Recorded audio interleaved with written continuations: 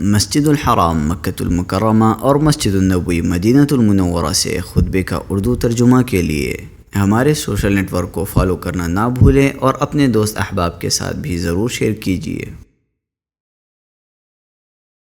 خطبہ جمعہ مسجد النبوی، تاریخ 25 ذو القعدہ 1446 ہجری بمطابق 23 مئی 2025 عیسوی۔ موضوع حج کے احکام اور مدینہ کے آداب۔ خطیب فضیلۃ الشیخ عبداللہ بوعیجان حفظہ اللہ، ترجمہ ثناء اللہ صادق تیمی۔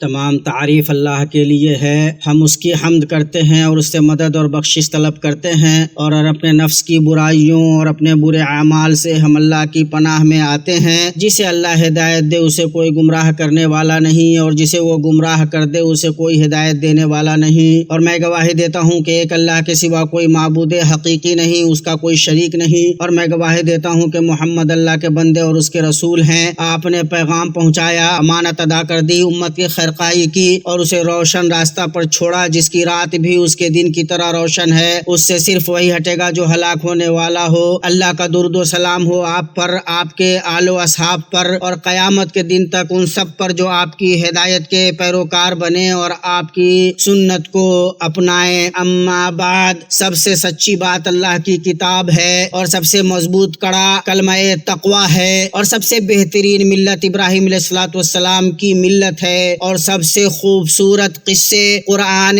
کریم کے قصے ہیں، اور سب سے بہتر راستہ محمد صلی اللہ علیہ وسلم کا راستہ ہے، اور سب سے بری چیز دین میں نئی پیدا کی گئی چیز ہے، اور ہر بدعت گمراہی ہے۔ اللہ کے بندو، اللہ کی اطاعت سب سے بہتر نفع اور کمائی ہے، اور اس کی رضا سب سے بڑا فلاح اور مقصد ہے۔ جنت کو مشقتوں سے اور جہنم کو خواہشات سے گھیر دیا گیا ہے، اور تمہیں تمہارے اعمال کا پورا بدلہ قیامت کے دن دیا جائے گا۔ پس جو شخص جہنم سے بچا لیا گیا اور جنت میں داخل کر دیا گیا وہی کامیاب ہے، اور دنیا کی زندگی صرف دھوکے کا سامان ہے۔ پس اللہ کے احکام کی تعمیل میں اس سے ڈرو، اور جس سے اس نے منع کیا اس سے رک جاؤ۔ دیکھو اللہ تبارک و تعالی کا فرمان ہے، اے ایمان والو، اللہ کا کما حقہ تقوی اختیار کرو، اور تمہیں موت نہ آئے مگر اس حال میں کہ تم مسلمان ہو۔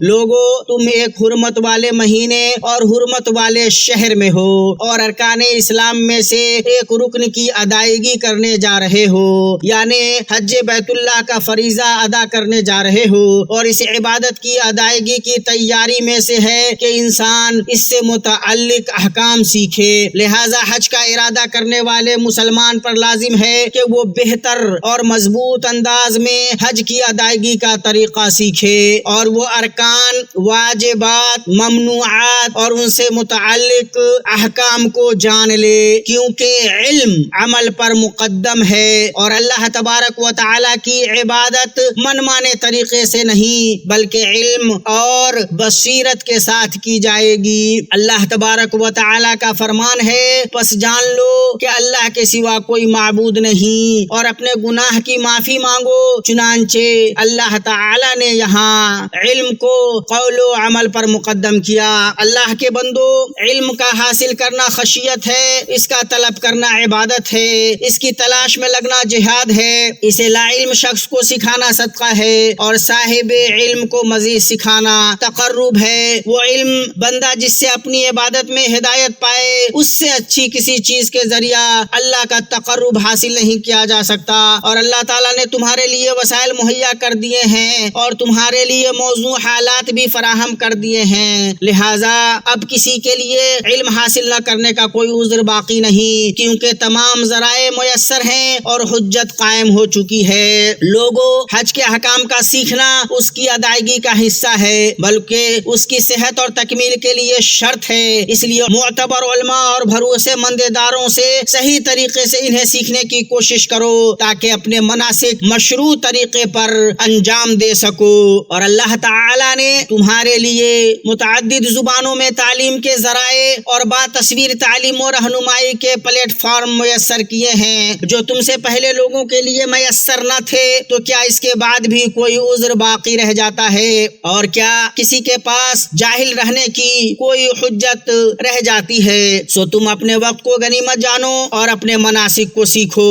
رحمان کے مہمانوں کی خدمت کے لیے جنرل نگراں کمیٹی برائے امور مسجد حرام و مسجد نبوی اور وزارت حج و عمرہ نے اپنے تعلیمی پلیٹ فارموں پر ان تمام خدمات کی شروعات کی ہے جن کی حج اور زیارت کرنے والوں کو ضرورت ہوتی ہے، جیسے کتاب و سنت پر مبنی علمی رہنمائیاں، سلامتی اور صحت سے متعلق تعلیمات، معاون ذرائع اور انتظامی کارروائیاں۔ تم ان تمام سے استفادہ کرو اور ان پر بھروسہ کرو۔ رحمان کے مہمانوں، بیت اللہ الحرام کے حاجیوں اور مسجد رسول صلی اللہ علیہ وسلم کی زائرین، اللہ آپ کی عبادتوں کو قبول کرے۔ اللہ نے آپ کو مدینہ منورہ کی زیارت کا شرف بخشا ہے جو پاک، طیبہ اور دار و ایمان ہے، جو رسول اللہ صلی اللہ علیہ وسلم کی منزل ہجرت، جائے پناہ، جائے قیام و سکونت اور رہائش ہے، جو مکہ کے بعد اللہ کے نزدیک سب سے افضل سرزمین اور سب سے محبوب شہر ہے۔ آپ اس کی قدر و فضیلت کو پہچانیں، اس کے مقام کی تعظیم کریں اور اس کی حرمت کا پاس و لحاظ رکھیں، اس کی عظمت کا احساس رکھیں، اس میں سب سے بہتر آداب اپنائیں اور اس کی حرمت کی پامالی سے اور اس میں بدعت اور فساد پھیلانے سے بچیں۔ اور یاد رکھیں کہ رسول اللہ صلی اللہ علیہ وسلم نے فرمایا، مدینہ حرم ہے، جس نے اس میں کسی بدعت کا ارتکاب کیا یا کسی بدعت کے مرتکب کو پناہ دی، اس پر اللہ تعالیٰ کی، فرشتوں کی اور سب انسانوں کی لعنت ہے۔ قیامت کے دن اس سے کوئی فرض عبادت قبول کی جائے گی نہ نفل عبادت۔ اسے مسلم نے روایت کیا ہے۔ سنو، اللہ نے تمہیں رسول اللہ صلی اللہ علیہ وسلم کی مسجد کی زیارت کا شرف بخشا ہے جو پہلے دن ہی سے تقوی پر قائم کی گئی ہے۔ مسجد حرام کو چھوڑ کر وہ روئے زمین پر اللہ کا سب سے عظیم اور افضل گھر ہے، اور سوائے مسجد حرام کے اس میں عبادت دیگر مساجد کے مقابلے میں کئی گنا ہے۔ ابن عمر رضی اللہ عنہ سے روایت ہے کہ نبی صلی اللہ علیہ وسلم نے فرمایا، میری اس مسجد میں ایک نماز مسجد حرام کے سوا دیگر مساجد میں 1000 نماز سے بہتر ہے۔ متفق علیہ۔ اے وہ انسان جسے اللہ نے مدینہ منورہ کی زیارت کا شرف بخشا ہے، اے مسجد نبوی کی زیارت کرنے والے، تم ایک معزز زمین پر قدم رنجا ہو، تم ایسی جگہ اترے ہو جو مکہ کے بعد اللہ کے نزدیک سب سے محبوب شہر ہے، اس لیے تم شرف مکان کا احساس رکھو، اس کے تقدس کا احترام کرو، اس میں شرعی آداب بجا لاؤ، سکون و اطمینان اور وقار کی پابندی کرو، اور نمازیوں کو پریشان و تنگ نہ کرنے، انہیں تکلیف نہ پہنچانے اور ان کی گردنیں نہ پھلانگنے کی کوشش کرو۔ زائرین اور رحمان کے مہمانوں سے نرمی برتو اور بھیڑ کے وقت دھکا مکی سے بچو۔ اے زیارت کرنے والے، یہ عبادت کے لیے مخصوص جگہ ہے، یہاں ہر اس چیز سے اجتناب کر جو شریعت کے مخالف ہے، جیسے بدعتیں، نافرمانیاں، فتنے، برائیاں، اور لوگوں کو خشوع اور اطاعتوں سے پھیرنے کا سبب نہ بن۔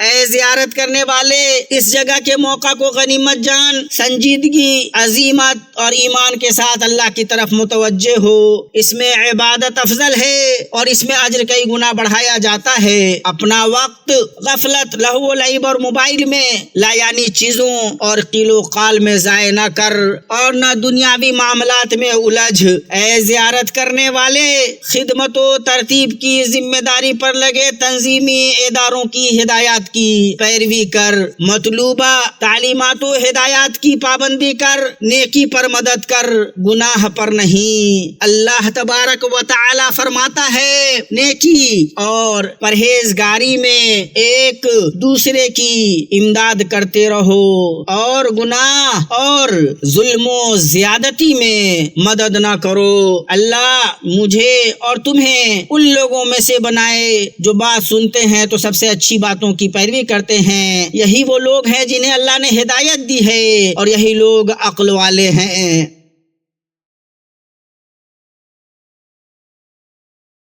ہر قسم کی تعریف اللہ کے لیے ہے۔ اس نے اپنی فرما برداری کو اپنی خوشنودی کا راستہ بنایا اور اپنی خوشنودی کو اپنی جنتوں سے سرفراز ہونے کا وسیلہ بنایا، اور مومن بندوں کو اپنی عبادت کی توفیق دی۔ انہوں نے اپنی لذتوں اور شہوتوں کو چھوڑا اور اللہ کی خوشنودی کو ترجیح دی۔ بیت اللہ کے حاجیوں، عبادت صرف بدن کی کثرت نہیں ہے، بلکہ یہ فروتنی اور انکسار کے ساتھ اللہ کے حکموں کی فرما برداری اور اس کے حرام کردہ چیزوں سے رکنا ہے، بئی طور کہ اس میں محبت، رغبت اور اللہ کے ثواب کی امید ہو اور اللہ سے خوف و خشیت ہو۔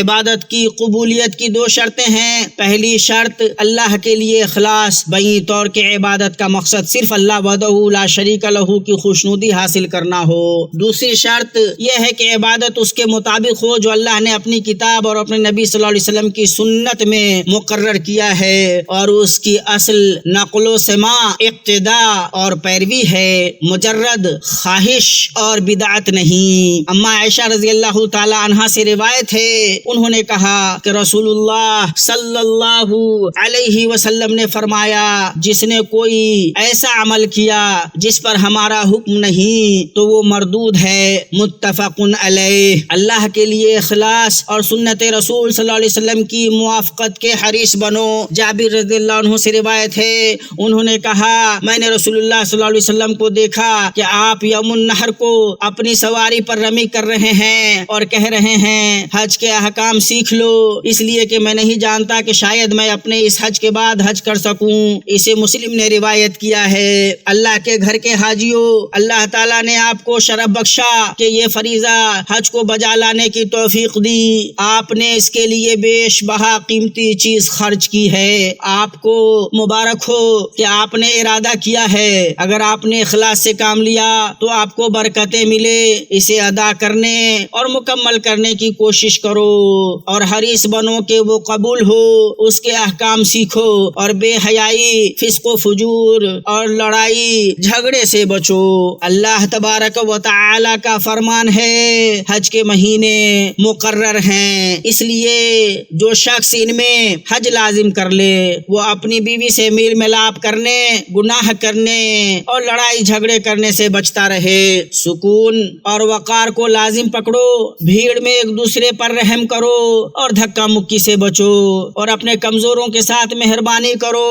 جابر رضی اللہ عنہ سے روایت ہے کہ رسول اللہ صلی اللہ علیہ وسلم نے عرفہ سے روانہ ہوتے وقت اسامہ رضی اللہ عنہ کو پیچھے بٹھایا اور قصوہ کی نکیل اس قدر کھینچی ہوئی تھی کہ اس کا سر کجاوا کے اگلے حصے سے لگ رہا تھا، اور آپ صلی اللہ علیہ وسلم سیدھے ہاتھ سے اشارہ کرتے ہوئے فرماتے تھے، اے لوگو، آہستہ آہستہ آرام سے چلو۔ اسے مسلم نے روایت کیا ہے۔ لوگو، اللہ تعالیٰ نے مملکت سعودی عرب کو نزول وحی کی جگہ، مسلمانوں کا قبلہ اور ان کے دلوں کا مرکز بنایا ہے تاکہ وہ مقدسات کی خدمت کرے اور طواف، اعتکاف اور رکوع و سجدہ کرنے والوں کے لیے امن و سلامتی فراہم کرے۔ اللہ تعالیٰ نے اسے حجاج، معتمرین، زائرین اور مہمانوں کی خدمت و میزبانی کا اعزاز بخشا ہے۔ سعودی عرب نے اس ذمہ داری کو بہترین انداز میں نبھایا اور حجاج و زائرین کو ان کے مناسک کی ادائیگی اور زیارت میں مدد کے لیے ضروری خدمات پیش کی ہیں اور ان کے لیے امن و سلامتی کے وسائل مہیا کیے ہیں۔ اللہ تعالی خادم حرمین شریفین اور ان کے امانت دار ولی عہد کو بہترین، بھرپور، مکمل، سب سے اچھا اور فضوں تر بدلہ عطا فرمائے۔ ان کی ان تمام خدمات پر جو وہ حرمین شریفین اور ان کے زائرین کے لیے انجام دے رہے ہیں۔ اے اللہ، اپنے مقدس گھر کے حجاج اور مسجد رسول صلی اللہ علیہ وسلم کے زائرین کی حفاظت فرما۔ اے اللہ، انہیں اپنی حفاظت و نگرانی میں رکھ اور انہیں ان کے اہل و عیال کے پاس سلامتی اور کامیابی کے ساتھ واپس لوٹا۔ اے اللہ، ان کے لیے حج کے مناسک آسان فرما اور ان سے قبول فرما۔ ان کے حج اور ان کی کوششوں کو شرف قبولیت بخش، ان کے گناہوں کو معاف فرما اپنی رحمت سے، اے سب سے زیادہ رحم کرنے والے۔ اے اللہ، ہمیں اپنی اطاعت میں لگا لے اور ہمیں تو اپنے ذکر، شکر اور بہترین عبادت کرنے کی توفیق عطا فرما۔ اے اللہ، ہمارے لیے ایمان کو محبوب بنا دے اور اسے ہمارے دلوں میں مزین کر دے، ہمارے لیے کفر، نافرمانی اور اور گناہوں کو ناپسندیدہ بنا دے اور ہمیں ہدایت یافتہ لوگوں میں شامل فرما۔ اے ہمارے رب، ہدایت دینے کے بعد ہمارے دلوں کو ٹیڑھا نہ کر اور ہمیں اپنی طرف سے رحمت عطا فرما، بے شک تو ہی بہت عطا کرنے والا ہے۔ اے اللہ، اسلام اور مسلمانوں کو غلبہ عطا فرما، اپنے توحید والے بندوں کی مدد فرما، اور اے اللہ اس ملک کو اور مسلمانوں کے تمام ممالک کو امن و اطمینان و سکون والا بنا۔